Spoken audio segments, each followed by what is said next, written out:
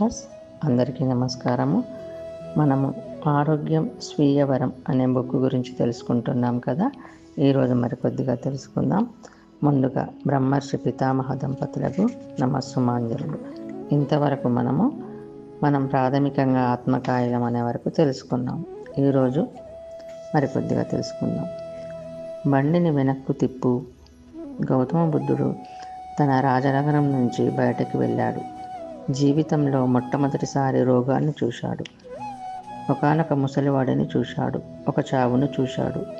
అడిగాడు తన రథసారథితో, నేను కూడా ముసలివాడిని అవుతానా అని. అవుతావు స్వామి. నేను కూడా చనిపోతానా? చనిపోతావు స్వామి అన్నాడు. వెంటనే ఆయన వెనక్కి తిప్పు, బండిని వెనక్కి తిప్పు, నేను చూడవలసింది అయిపోయింది. వీటి నుంచి నేను ఎలా రక్షించుకోవాలి?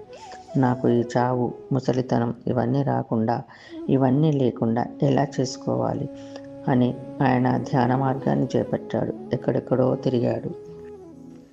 కానీ అసంపూర్ణమైన ఆ ఆధ్యాత్మిక జ్ఞానాన్ని తాను సంపూర్ణంగా అభ్యాసం చేసి అది అసంపూర్ణ ఆధ్యాత్మిక జ్ఞానం అని ఖచ్చితంగా తెలుసుకుని తాను స్వయంగా అద్భుతమైన ఆధ్యాత్మిక విజ్ఞానాన్ని కనుక్కున్నాడు. అద్భుతమైన ఆనాపానసతి ధ్యానం ద్వారా, శ్వాస మీద ధ్యాస ద్వారా తన మూడవ కన్ను తెరిపింపచేసుకుని తాను ఈ శరీరం కాదు అని తెలుసుకున్నాడు. పుట్టక ముందు తాను ఉన్నాడని తెలుసుకున్నాడు. ఆ తానే మధ్యలో కూడా ఉంది.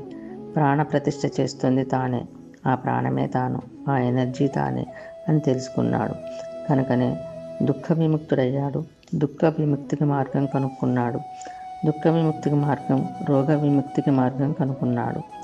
ఎవరి రోగాలకు వాళ్ళే కారణం. బుద్ధుడు ఇంకా ఆత్మజ్ఞానాన్ని ప్రతిష్ఠింపచేశాడు. కర్మ సిద్ధాంతాన్ని ప్రబోధించాడు. ఎవరి జీవితాన్ని వాళ్ళే తయారు చేసుకుంటారు. ఎవరి రోగాలకి వాళ్ళే కారణం.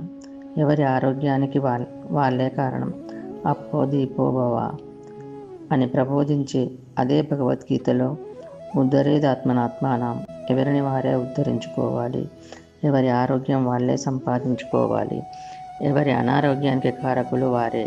ఎవరికి వారే తమ అశాస్త్రీయతతో క్రిందకు దిగజారిపోయి ఉన్నారు. రోగగ్రస్తులే ఉన్నారు, మరణం పొందుతున్నారు.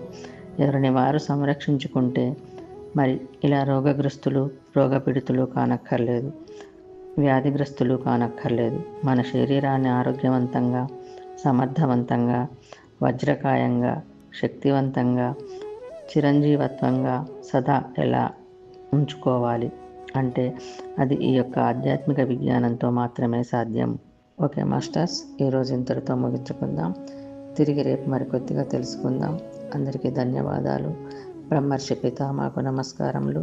మనమందరము ధ్యానము, స్వాధ్యాయము, సజ్జన సాంగత్యము, శాకాహారము పాటిద్దాం, స్ప్రెడ్ చేద్దాం.